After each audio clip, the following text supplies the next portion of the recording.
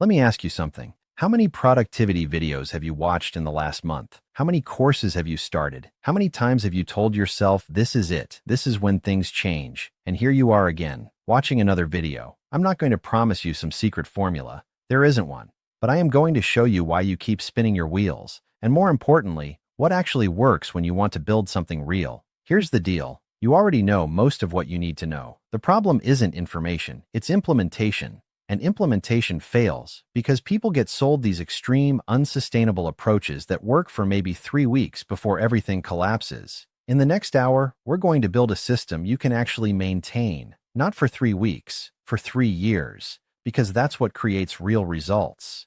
We'll cover 5 frameworks: how to take real ownership without the toxic guilt, time management that doesn't require sacrificing your entire life, the physical foundation nobody talks about, relationships and environment design, and your implementation system for the next 6 months. Stay until the end because I'm going to give you a specific weekly system you can start Monday. Nothing vague, just clear action steps. Let's go. Here's what most people get wrong about personal responsibility. They think it means everything is their fault. That's not it. That's just guilt dressed up as motivation. And guilt doesn't build businesses. It builds burnout. Real ownership is different. It's recognizing where you have control and focusing there. Think about it like this. You're in a room. Some doors are locked. Some doors you just haven't tried opening yet. Most people spend their energy complaining about the locked doors. Successful people, they walk through the open ones. Let me give you a real example. I know someone who spent 2 years saying they couldn't start their business because they didn't have capital. 2 years. Meanwhile, someone else with the same limitation started a service business, no capital needed, built it to $10,000 per month, then used that to fund their product business. Same limitation, different response. Here's your first exercise. And actually, do this. Don't just nod along. Pause this video. Get out your phone or a piece of paper. Write down one goal you've been stuck on. Just one. Now below it, make 2 columns. What's actually preventing this? And what's within my control? I'll give you 30 seconds. Done? Look at your within my control column. That's your roadmap. Everything else is weather. You can complain about it or you can bring an umbrella. There's research on this from Carol Dweck at Stanford. People fall into 2 camps. Fixed mindset. I'm not good at this. That's just not me. Growth mindset. I'm not good at this yet. What do I need to learn? That word yet changes everything. I wasn't good at copywriting. I wasn't good at managing people. I wasn't good at understanding financial statements. Notice the past tense? Skills develop when you believe they can develop. But here's the part nobody mentions. Growth mindset doesn't mean you can be world-class at everything. It means you can get competent enough at most things and you can become excellent at a few things. Your job is figuring out which few things. And that brings us to strategy. I've consulted with hundreds of entrepreneurs. Want to know the most common problem? Not lack of work ethic, not lack of intelligence, vague goals. I want to grow my business. Okay, what does that mean? By when? How will you measure it? I want to make more money. Great. $100 more? $100,000 more? By next month or next decade. Vague goals create vague results. Always. You've heard of SMART goals. Most people ignore them because they seem basic. But basic doesn't mean ineffective. Here's how to actually use them. Specific. Not grow revenue, but increase monthly recurring revenue from $5,000 to $10,000. Measurable. Track weekly. Every Friday, you know exactly where you stand. Achievable. Here's the key. Stretch. Don't snap. If you're at $5,000 now, aiming for $10,000 in 6 months is ambitious but possible. Aiming for $100,000 is fantasy. Fantasy demotivates when reality hits. Relevant. Does this goal actually matter to your life? I've seen people chase revenue goals that made them miserable because they never asked if that's what they actually wanted. Time-bound. 6 months. That's your checkpoint. Not 2 years. Not someday. Quick example. Bad goal. Get better at marketing. Smart goal. Generate 50 qualified leads per month through content marketing by July 1st, tracked weekly in spreadsheet. See the difference? The second one, you know exactly what success looks like. Most people lie to themselves about their skills, either massive overconfidence or crippling underconfidence. Neither helps. Here's a simple audit. Write down 3 things you're genuinely strong at. Not pretty good, actually strong. These are your leverage points. Write down 3 skills you need that you don't currently have. Be specific. Not marketing, but writing email sequences that convert or understanding Facebook Ads Manager. Now here's what you do with this. Your strengths, double down. Become top 10% in those areas. That's what gets you paid. Your gaps, get competent enough that they're not bottlenecks. You don't need to be excellent at everything. You need to be excellent at a few things and hire or partner for the rest. I'm serious about this. Trying to be good at everything means you're excellent at nothing. What kind of life do I actually want? Because here's the thing. You can hit your income goal and still be miserable if you built the wrong business. Want to travel? Don't build a business that requires you in the office daily. Value family time? Don't build something with unpredictable hours. Like working alone? Don't build a model that requires managing a big team. Your business should serve your life, not consume it. All right, we've got clarity on where we're going. Now let's talk about how to actually get there without burning out in 3 weeks. I want you to be really honest for a second. How many hours did you actually work last week? Not how many hours you were at work. Not how many hours you had your computer open. How many hours of actual focused work? For most people, the answer is uncomfortable. They think they worked 60 hours. The reality? Maybe 25 hours of actual productive work. The rest is just busyness. Here's what to do this week. Track your time in 30-minute blocks. Every single thing. Use your phone, use a notebook, use a spreadsheet. Doesn't matter, just track it. You'll probably discover 2 to 4 hours daily on social media, more than you think. 1 to 2 hours on email and Slack. 30 to 60 minutes on things that could be batched. Multiple hours of pseudo work. Research that never gets applied. Organizing that's really procrastination. This isn't about judgment. It's about awareness. You can't fix what you can't see. Cal Newport wrote an entire book on this. Here's the condensed version that actually matters. Your brain has roughly 4 hours per day of peak cognitive capacity. Maybe 5 if you're exceptional. That's it. So the question isn't how do I work 12 hours a day? It's how do I protect my best 4 hours? Here's the system. Identify your peak hours. For most people, it's morning. For some, it's afternoon. Track your energy for a week and figure out when you're sharpest. Block those hours for deep work. This is non-negotiable time. No meetings, no email, no Slack, just you and the high-value task. Eliminate during these blocks. Phone on airplane mode or in another room. All browser tabs closed except what you need. Notifications off. Tell people you're unavailable. Work in 90 to 120-minute sprints, then take a real break. Walk, stretch, get outside. Don't just scroll your phone. Here's what this actually looks like. 9 to 11 a.m. Deep work block 1. High-value task. Content creation. Strategy. Building. 11 to 11:15 a.m. Break. 11:15 a.m. to 12:45 p.m. Deep work block 2. 12:45 to 1:45 p.m. Lunch and actual break. 1:45 to 3 p.m. Shallow work. Email, admin, quick calls. 3 p.m. Day done. That's 5 hours, but 3.5 hours are deep, focused work. That's more real progress than most people make in a 12-hour hustle day. Rest isn't optional. It's when your brain processes everything you learned. You need actual weekends or 2 days off per week. Hobbies that have nothing to do with work. Time with people you care about. Physical activity. These aren't rewards for working hard. They're what makes you capable of working effectively. I know people love the hustle 24/7 narrative. Those same people are usually burnt out within 2 years or they're lying about their actual schedule. Sustainable success is built on sustainable practices. Email, messages, admin tasks. These are necessary, but don't deserve your peak hours. Batch them. Check email twice daily. Once at 1 p.m., once at 4 p.m. That's it. But what if something urgent comes up? If it's truly urgent, people will call. If they can't be bothered to call, it's not actually urgent.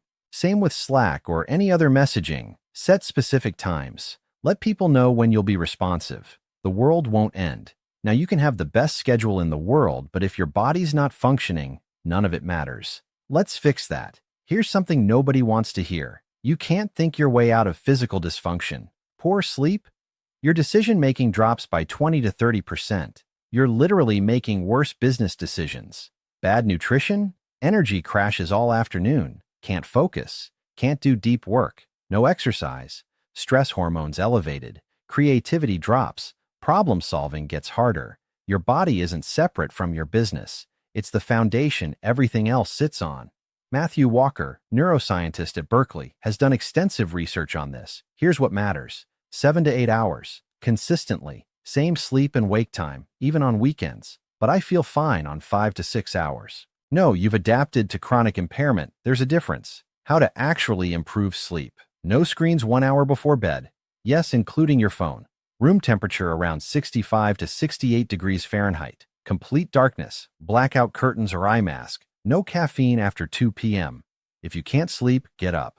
Don't lie there training your brain that bed equals wakefulness. Try this for 2 weeks. You'll notice the difference in focus, mood, and decision quality. Forget complicated diets. Here's what matters.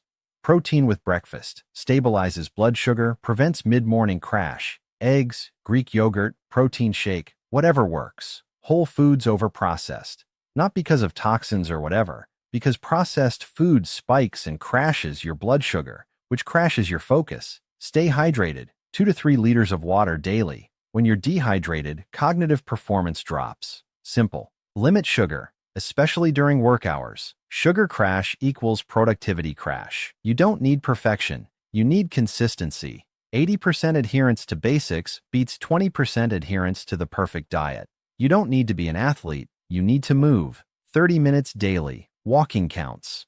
Actually, walking is ideal. It's when a lot of problem solving happens. Strength training 2 to 3 times per week if possible. Not to look good, though that's a bonus, because it improves insulin sensitivity for steady energy, reduces stress hormones, improves sleep quality, boosts confidence. Find something you'll actually do. Gym, home workouts, sports, hiking. Doesn't matter. Consistency matters. Don't fall for extreme diets that aren't sustainable. Sacrificing sleep to work harder. Supplement stacks to fix a broken foundation. All or nothing thinking. Master the basics first. Sleep, nutrition, movement. Get those right for 90 days, then optimize. Your body is either your biggest asset or your biggest liability. You choose. Now let's talk about the thing that derails more people than anything else: their environment and relationships. There's this narrative that to succeed, you need to cut everyone off. Work alone. Trust no one. It's everywhere in business content, and it's completely backwards. Every successful person I know got there through relationships, strategic ones. The question isn't whether you need people, it's which people you need and how you interact with them. Think about the 5 to 10 people you spend the most time with. After you spend time with each person, do you feel energized or drained? More confident or less? Motivated or discouraged? This isn't about cutting people off. It's about being intentional. 3 categories. Supportive relationships. Keep and invest in these. They challenge you constructively. They've done things you want to do or are trying to. They maintain their own ambitions. They want you to succeed, even if they don't understand your path. Neutral relationships. These are fine. Just be aware. Family who doesn't get entrepreneurship but isn't actively negative. Friends with different life paths who you enjoy recreationally. Colleagues you're cordial with. Draining relationships. Need boundaries. Consistently undermine your confidence. Want you to stay the same for their comfort. Take energy without reciprocity. Mock your goals repeatedly. Here's the key. Boundaries, not burning bridges. If someone in category 3 is family, you don't need to cut them off. You just reduce how much you discuss your business with them. Talk about other things. Set limits on time together, if needed. This is a big one. Your family might not understand what you're building. That's okay. You don't need their understanding. You need your determination. Ways to handle it. Stop trying to explain your vision to people who won't get it. Share results, not plans. Change the subject when they bring up getting a real job. Remember, their concern usually comes from care, not malice. You can love people and still protect your energy from them. You need community. Real community. People who get it. Online groups in your industry. The good ones, not the toxic ones. Local entrepreneur meetups. Mastermind groups at your level. One mentor further ahead. Doesn't need to be formal. These relationships are where deals happen, where problems get solved, where you stay sane. Your physical environment shapes your behavior more than willpower ever will. Workspace. Dedicated area for work, even if it's just a specific chair. Remove visible distractions. Have everything you need within reach. Separate work and life spaces when possible. If you work from your couch with Netflix 2 feet away, you're making it harder than it needs to be. Digital environment. Unfollow accounts that make you feel inadequate. Turn off non-essential notifications. Use website blockers during deep work. Delete apps you waste time on. You can always reinstall. The phone rule. Keep your phone in another room during deep work. I'm serious. The mere presence of your phone reduces cognitive capacity, even if it's off. Make good behavior easy. Make distracting behavior harder. That's all environment design is. All right, we've covered a lot. Now let's put it all together into a system you can actually use starting this week. Everything we've covered means nothing if you don't implement, so here's your system. This week, complete your time audit. Track everything for 7 days. No judgment, just data. Set one 6-month goal using SMART framework. Write it down. Put it somewhere you'll see daily. Schedule your first 3 deep work blocks. Put them in your calendar right now. Treat them like important meetings. Fix one physical habit, either sleep schedule, basic nutrition, or 30 minutes of daily movement. Just one. Master it first. Monday morning, 30 minutes. Review your 6-month goal. Identify 3 priorities for the week. Schedule deep work blocks. Anticipate obstacles. Daily, 10 minutes morning, 10 minutes evening. Morning, what are my top 3 tasks today? Evening, what moved the needle? What was wasted effort? Friday afternoon, 30 minutes. Week in review. What worked? What didn't? Adjust next week based on data. First of every month, evaluate. Progress towards 6-month goal. What's working in your system? What needs adjustment? One thing to improve next month. Set a reminder right now for 6 months from today. When it goes off, honestly assess. Did you hit your goal? Why or why not? What did you learn? What's the next 6-month goal? This is strategy, not stubbornness. If something's not working after genuine effort, adjust. Don't keep doing the same thing expecting different results. Here's the final truth. Nothing we covered today is revolutionary. You probably knew 80% of it already, but knowing and doing are different things. 4 hours of focused work daily, sustained for 6 months, will produce more results than occasional 14-hour hustle days that lead to burnout. Consistency beats intensity every single time. You don't need to be perfect. You need to be consistent, honest about what's working, and willing to adjust what isn't. Start Monday with these 4 things. Your 1 6-month goal written down. Time audit completed. 3 deep work blocks scheduled. 1 physical habit you're fixing. That's it. That's your starting point. The path from here to where you want to be isn't complicated. It's just consistent execution of basics, sustained over time. Most people quit because they expect overnight transformation. Real success is boring. It's the same good decisions, made repeatedly, compounding over months. You can do this, not because you're special, because the system works when you work the system. Now stop watching videos and go implement. See you at the top.